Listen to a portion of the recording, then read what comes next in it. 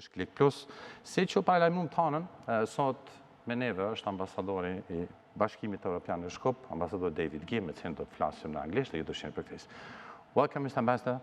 Thank you. I'm very happy to be on Click Plus. I really appreciate your time, sir, in this, I might call it difficult times, because none of us knows exactly what will happen. And the first and foremost question, what news you may have that we don't on the constitutional changes? Do we have the 80 MPs that we need for that?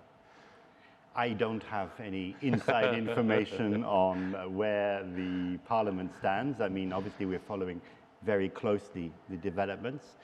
The constitutional changes, it's a big issue. It's a sovereign question. Absolutely. For the country to decide. But I think there are a number of elements which I think will be important once the text of the proposal is published and is available to the staff, to people in general, that is taken into account. I would first of all start maybe on the if I may, on the constitutional change, as you've opened the issue. I think there's a question of timing and context, first of all. As you know, last year in July, we opened accession negotiations with North Macedonia. And since then, the process is going well. The screening is underway. Your teams are very well organized, and I can see good, positive development. So there is a momentum. All right. But even bigger than that, there is a broader context where, as a result, sadly, of Russia's war against Ukraine, there's been an intensification of the momentum on enlargement and understanding the seriousness about the interests of moving forward on enlargement for the European Union. And so I see this as a moment of great opportunity. At the moment, the door is open. With these changes to the constitution, this country would then move to the next step with no further veto, no further decision to be taken. So it's a sovereign decision, but there is a moment of great opportunity and great risk. Should not be missed. Should not be missed, and risk if you don't move forward. And after all, it will be important also that people have a look at what's actually published. What is the text itself, and focus on that. And it seems to be ways to include people who self-identify as Bulgarian within the constitution. You already have a good record in inter-ethnic relations. Yes. And this would consolidate that. In fact, you could even argue it's more or less making explicit what is already implicit within your constitution. But let me stop at what you just said. You said, at the moment, the door is open. You said it exactly. What does that at the moment, can you be more specific on it? If we lose the chance that by the end of the year, during this summer, we make all ready, and hopefully we might have the constitutional change, because as of now, we don't see the 80 MPs having the 2/3 of the parliament. If we lose this chance, what does that, can you interpret what that at the moment means? I think, I mean, it closes the door, the EU closes the door, we might lose a decade, as our government is saying, or the opposition say, well, it's not the end of the world, for instance. I think, as I say, there's a moment of opportunity here. Okay. There's a momentum. And momentum in politics, momentum in diplomacy is something you don't throw away. It's a really special moment. So by moving forward, you can take that momentum and you can take the opportunities that arise and move decisively forward on the EU accession path, focusing now on the big questions of the reforms that need to be put in state. Now, what happens if the country doesn't take that step and decides not to make the constitutional changes? I see it as this, that at that point, the process would hold. It would stop there, the screening would stop there, and there would be no further advances on the negotiations themselves.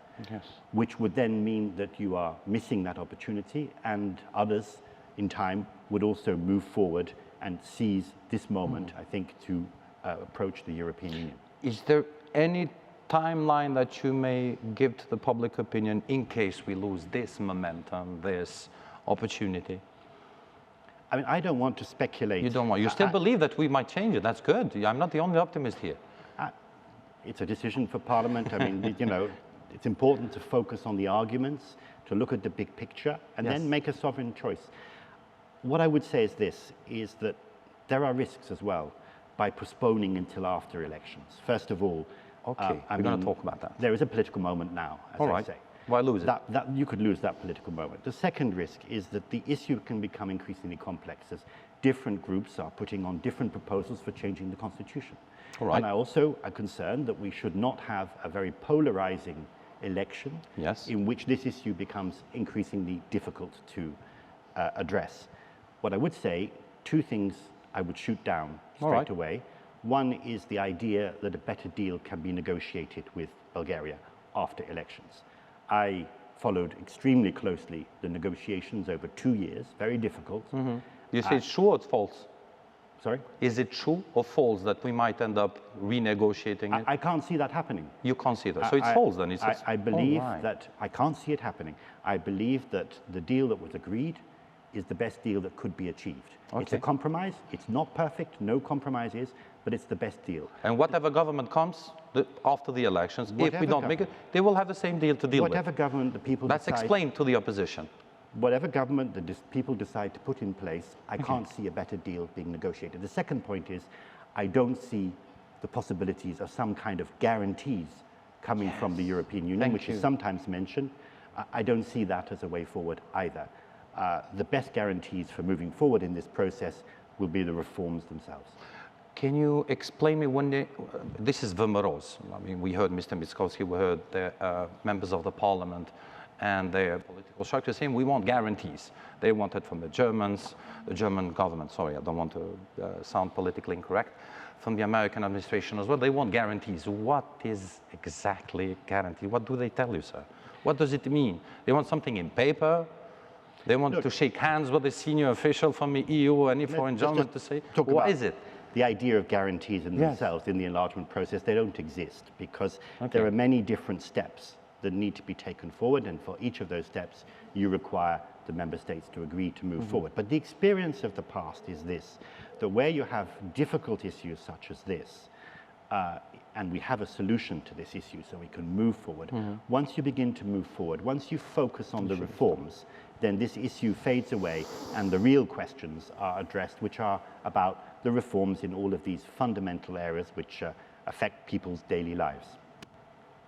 Do you find helpful the messages that you hear from your colleagues, diplomats, that come in and out in Skopje more recently nowadays because we have a deadline to meet? Are they clear enough for the opposition? Because the main issue now, the main obstacle is that the opposition from VMRO says no to the constitution. Is it enough, sir?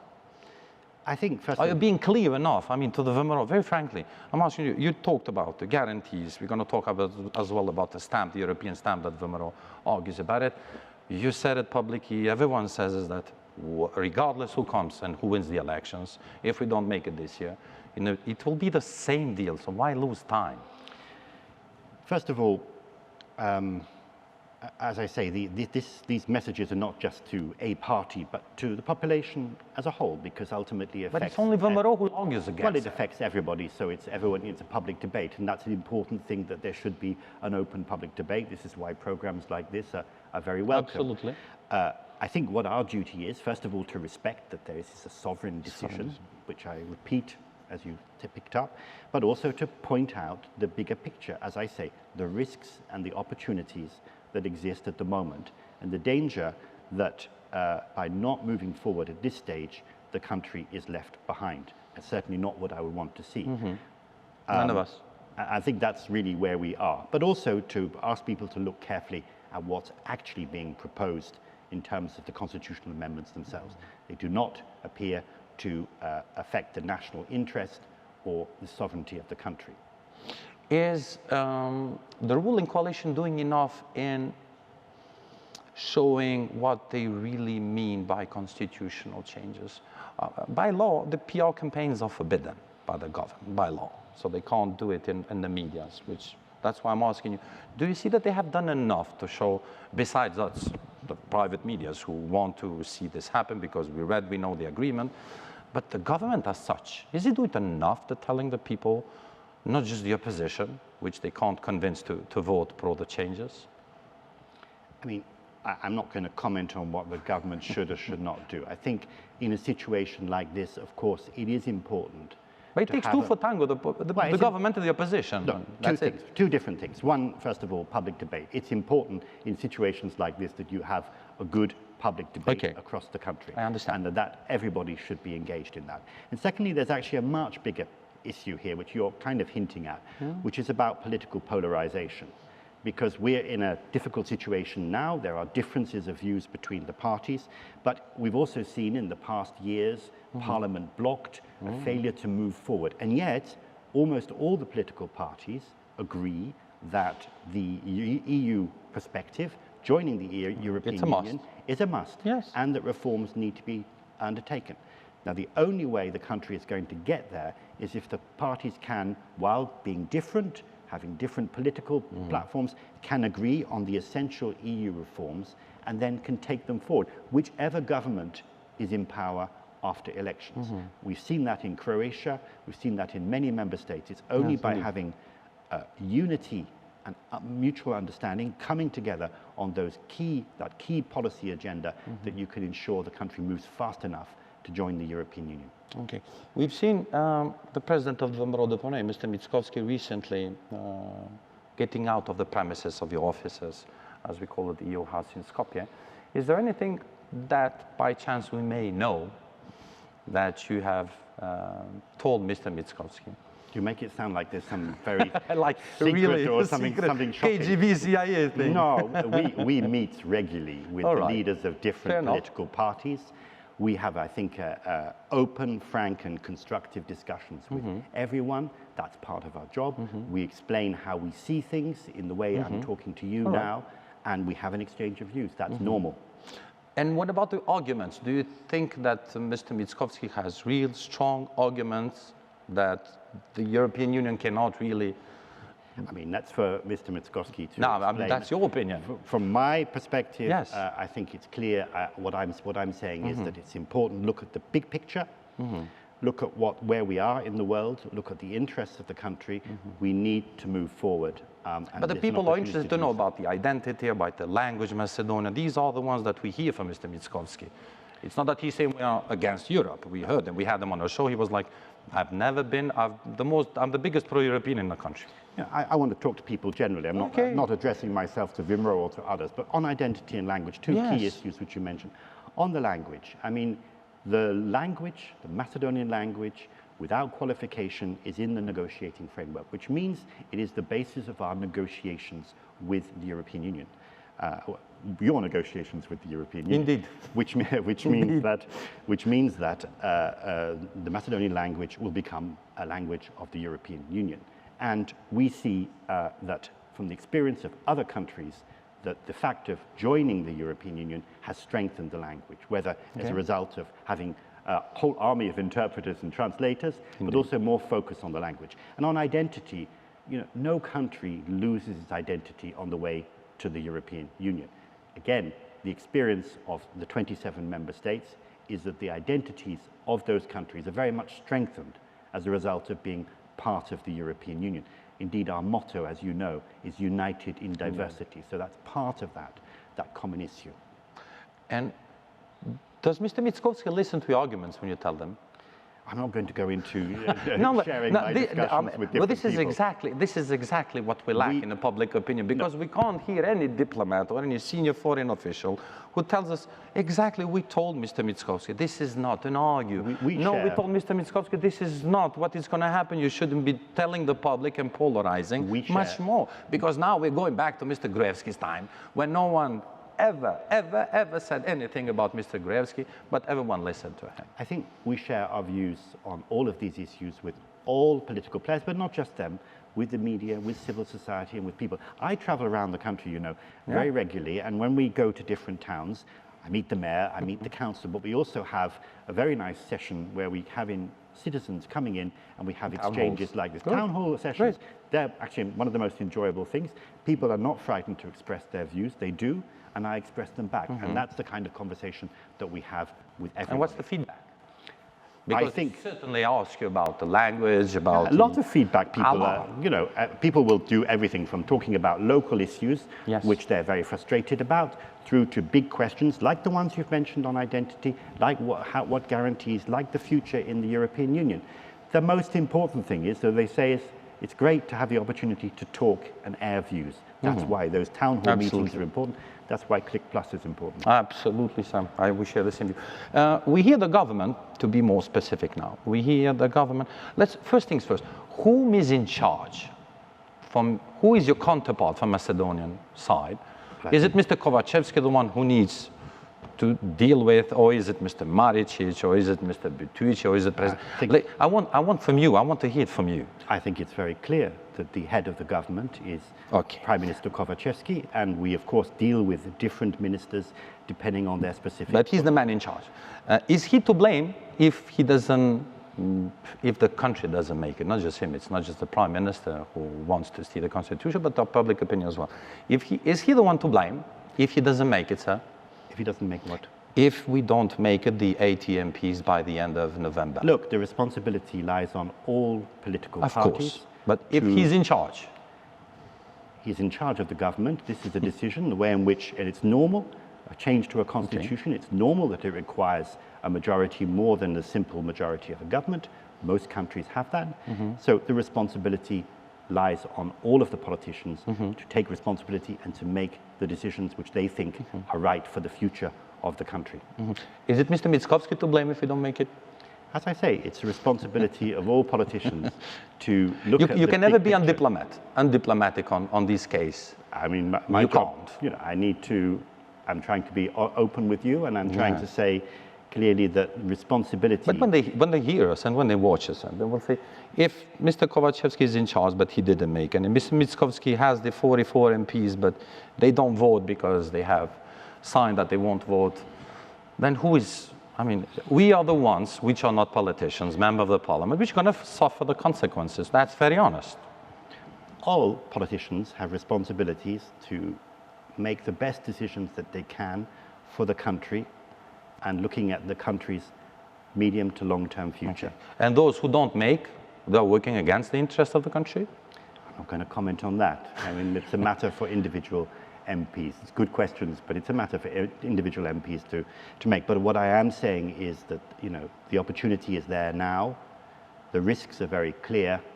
So it's now for Parliament, once they're presented with the proposals, to decide how to act. It's been a year, actually not a year, since the agreement, 6 months or so, that we hear the government, we have 80, we have the votes for the constitutional changes.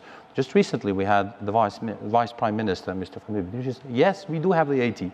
Have you been notified by anyone from the government they really do have 80, or it's just talk the talk from the government, like in every country? I'm not saying that we are different from any country in the world. I'm no more informed on the details of who is going to vote which way than you are. But I mean, I'm just aware of the intention to move this forward now to Parliament soon. Is there any way that the international community, the European Union mainly, can accommodate VMRO's requests in any way, shape or form, sir? They have 3 requests, you know that. And they even want to push much more the early elections, but you talked about it, you said, regardless if they happen or we don't have, they're going to have the same exact agreement and which they need to stick to and make the constitutional changes. Is there any way, shape or form that we might see the European Union making a compromise to accommodate the VMRO? Since we hear them, they're not moving from the position. That's what I want to understand. Did you give them the clear message? No, we cannot do this. Yes, we might do this, for instance. So first of all, the internal politics of agreements between government and opposition and how to move forward is a matter for them. For the EU, what we said is we've opened negotiations. Yep. Next step, holding of what we call an intergovernmental conference, requires this change to the constitution. That's the deal on the table. There's no other deal. That's the deal. So it's in North Macedonia's hand. There is no possibility of veto in this step. There's no possibility of a further decision. The decision is already taken. If the change is made, then we move forward. And if not, then we got to... We would stay there. It's very sad when I hear from you. It's very sad that we might have... At the end of the day, we, as every country, we depend on the politicians, but we try to understand if there is any room for any compromises whatsoever between the European Union and the VMRO, and you say, Yes. Well, I or don't no? think it's about compromise between the EU and But they didn't Vimro. ask. They didn't. Mr. Mitskovsky didn't ask Mr. Kovachevsky any guarantees. You heard that. I mean, he was asking you. He was asking Mr. Varhey, Mr. Sarazan when he was here. All. What we have is an agreement that was reached. There was a bilateral agreement between Bulgaria and North Macedonia. Now the country should deliver on that bilateral agreement in the sense of the change to the constitution. And it's for the EU then to deliver, to make sure that we are helping you on the path towards the EU through reforms and making sure that bilateral issues and other questions do not come into that process. So even in these difficult times, when we have the war in Ukraine, the invasion of Ukraine, not the war in Ukraine, but the invasion of Ukraine, you're telling us that EU cannot make any compromises. The whole agreement was a compromise that was made to allow things to move forward. We are very invested. We want to see this country in the European Union. We think this country can make a good contribution to the EU and will be more prosperous, safer and secure, as will the EU if you join us. But the path forward is really, and this is where the real difficult stuff comes, the path is about reforms, undertaking those steps which are necessary to ensure that when you join, you're not a factor of instability, and also that you can really benefit from being part of that. If we talk regional-wise, do you see any threat from the neighboring countries? We have now the violence which erupted 10 days ago in the north of Kosovo and which affected the stability. We have an increase of peacekeeping forces in the NATO mission in KFOR in Kosovo. And so do you see any risk from the neighborhood that might impact whatsoever the whole region or Macedonia as well? On the issue of Kosovo-Serbia, we've been very, very clear. Okay. We have condemned in the strongest terms the violence. Okay. We've called upon Kosovo and Serbia to de-escalate, to end the divisive rhetoric and uncoordinated actions. We've called on Kosovo to take no escalatory action, to make sure that it stops the police patrols in close to the municipalities in North Kosovo.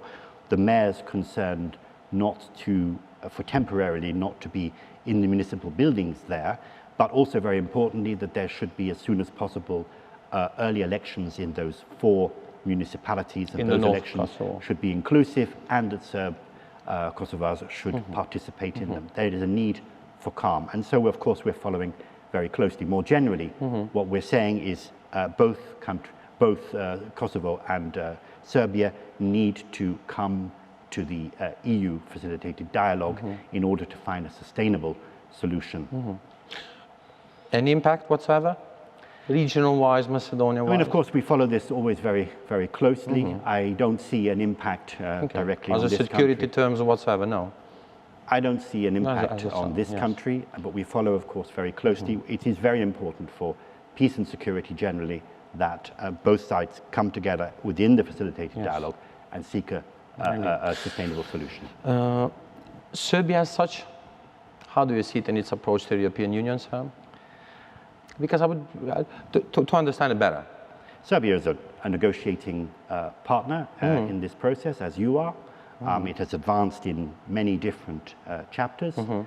It still needs to advance in others as well. We have also, of course, had concerns in the area of the common foreign and security policy, particularly related to sanctions. With Russia, to Russia. Exactly, vis-à-vis Russia. And we want to see it advancing more. And of course, part of that process is to ensure the achievement of a process of normalization with Kosovo. With Kosovo as such. Which one, Serbia or North Macedonia, has a bigger challenge ahead of himself? I'm very interested to know your opinion, sir. I mean, they're very different. Sanctions, Kosovo issue, there's plenty of... They're very different issues, but I look at this country in the following way. Okay. First of all, it's a small country, so the scale is not as difficult as sometimes you hear, we'll never join the European Union, it's all impossible, it's all a pipe dream. It's not. It is achievable. We've seen that with Croatia, we've seen that with many other countries. And I see this country as having achieved a certain level of reform, by far not enough, but in some areas quite advanced, in others much more to be done. But if this country focuses on the reform agenda, bringing together across the political divide, it can achieve and can rapidly move forward and join the European Union. It's a question of political determination and political will. And for me, that's where the public debate really needs to be about what are the reforms and why are the reforms not moving fast enough. But who does better? Who has bigger challenges, Serbia or North Macedonia? I mean, I think you need to consult the country reports. We had these. That's just the country report from your point of view, because people we might want to hear as well, giving all right, this is a lot what Macedonia has to do. We do cherish it, as each and every one of you says. But you have Serbia too, which has to do 1, 2, 3, 4, 5, 6, 7, 8 steps, which are different challenges from yours, but as well very problematic. No, Serbia has many different challenges which are set out. We produce, as you know, every year a country report, which goes through every single sector and says what they need to do. Now, but your opinion, whose challenges are more? Well, obviously Serbia has opened chapters and is more advanced in the process. So, it is further along the line. But it does have significant challenges in certain areas, including in the common foreign and security policy, which it will need to address in order to advance further, and in the rule of law as well.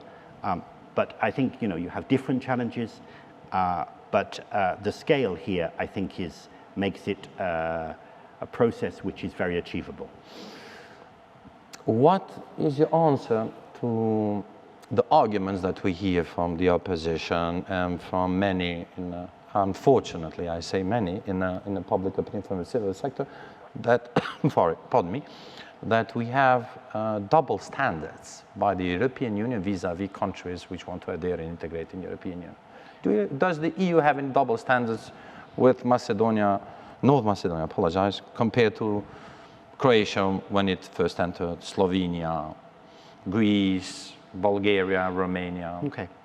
I mean, first of all, to say the EU is an evolving organization. There's a tendency to see the EU as some kind of monolith which has always been the same. It is 27 member states, it is changing, it is evolving, and what we've seen in the last 2 years in response to Russia's war against Ukraine has shown remarkable development. So it is a moving and living and breathing and developing organization. But what we try to do is apply the same methodology to all of the countries, the candidate countries. And that methodology, which was revised under the French presidency, is designed to set out clear criteria for what needs to be done. So just to be very practical about it, you've started a process of screening. And as I say, it's going well. So literally what is happening is we're looking at every area of activity, from agriculture to trade, from customs to rule of law, health, education, all of them. We look at the laws that exist, but we know that's not enough, because laws exist, but are they implemented? They need to implement it. Right. Who's implementing them? Do you have the institutions? And who's not implementing them? And if they're not being implemented, how do you enforce it? And so it's a very detailed picture that we get at the end of the process of what needs to be done, including in some key areas like the rule of law, a roadmap. Okay. And all of these will set out exactly the steps that need to be taken, the reforms that need to be taken in order to bring the country into the EU. And whether that's in the area of judiciary or any of the other areas that I've covered. So it's very practical. But we don't just leave it there. We don't just say, okay, there you are, there's it, get on with it. We provide you very substantial support through financial and technical support to help you on the way. And we really do appreciate it. And at the same time, what you have is you see huge investment in the country as the perspective for the country as a member becomes clearer, so the foreign direct investment increases, because it's clear this is a good access point to the European single market, currently 450 million people, the biggest game in town. What about the double standards? Because you talked about the procedure and you didn't answer the question. I don't see double standards in that sense. Well, if you say that you've reformed, from what we heard you, if we say during the French presidency, indeed, we have a different approach towards the member candidates, but is it more difficult, or is it different from the time when Bulgaria, Romania, Croatia, Slovenia entered the EU, and now the present days when we want to join the EU? I think the whole revised methodology is about learning from the experience of the past, what worked best. But is it different or not? It has changed a bit, yes. Is it more than it used to be? It's more there's more flexibility in it. Well, flexibility, is it more criteria, more too demanding than it used to be? I think in certain areas it's more rigorous, like such as in the fundamentals, you see, because now we say very clearly that in what we call the fundamentals, which is the rule of law, public administration reform, etc., in those areas, what we do now is we look at the process, how you're doing in every single step of the way, from day one until the day before you join. So I think there's a increased rigor and focus in those areas. But there are also new elements such as accelerated integration, which offer the possibilities of new benefits perhaps earlier on in the process. So it has, positive elements to it as well. And I also regard the focus on the fundamentals as a positive, because you have major issues, you know that, in the area of the rule of law here, and citizens suffer as a result. And so by putting a focus on this, by saying you need to do these reforms in the interests of your citizens, but also to get to the EU, this is of general public benefit. The same with the fight against corruption. Last but not least, because unfortunately I'm saying we are recording this interview prior to the meeting of Mr. Kovachevsky with Mr. Mitskovsky, so I would want to know, is there anything that you hope that may come out from the meeting, sir? I mean, we always welcome meetings between but any outcome? We always welcome meetings between different political players, key individuals like this. I think, again, what we really want to see, I'm not suggesting from this meeting, but what we really want to see is that the political parties coming together on a common understanding of what the EU reforms are and a common commitment on them. Doesn't mean that they have to be on the same government. Of course. They can have their differences, but that they turn their commitments to the EU future into clear acts in legislation and enforcement. Let's hope we'll see at least an agreement, or per se, rather than words, in deeds and acts from both sides. And I have to thank you for being our guest, sir. Thank you. A great honor. Too diplomatic, I have to say, too diplomatic. I'm a diplomat, but I hope it was very difficult to get into the other side, because based on your position, I really respect that. I think the key message I wanted to pass, though, was that the road to the EU is practical and achievable, and there is an opportunity now to move forward. If there is will and acts to act upon, which we don't see. That's on your side to deliver. Yeah, it's always on our side, sir. Thank you very much. I really appreciate it, Mr. Ambassador. Zonja dhe zotrin ishim ambasadorin e Bashkimit Evropian në Shkup, zotrin David Geert, për të pa dhe për të dëgjuar se sot, nesër dhe pas një kohe mund të kemi apo jo ndryshim të një kushtetute në bazë të numrave që na donë. Ju duke ju falënderuar për vëmendje, shihemi të hënë. Mirëmbëjtje. Thank you very much, sir. Really appreciate it. Thank you, Fatih. Thank you very much.